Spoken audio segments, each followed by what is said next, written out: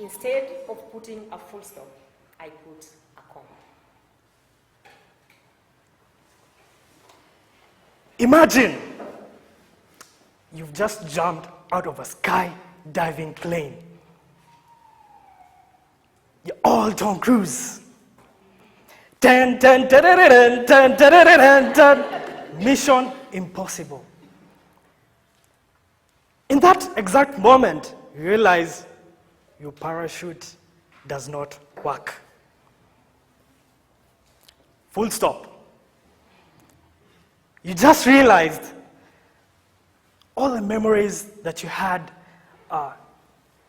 swiping before your very eyes.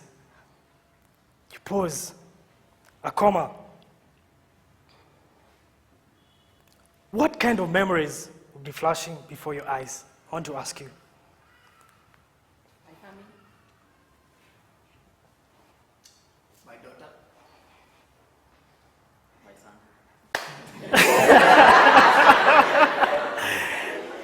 Now imagine your parachute started working and you landed.